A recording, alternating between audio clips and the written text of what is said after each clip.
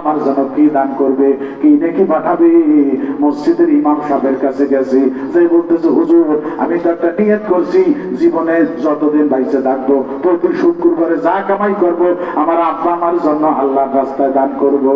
আজকে যে আমি কোনো কামাই করতে পারি নাই, খ্রিস্টান দিতে পারি নাই, কামাই করতে পারি নাই, হুজুর আজকে আমি আমার আব্বা আমার জন্য কি নেকি পাঠাবো, কি খেদমত করবো একটু বলে দেন।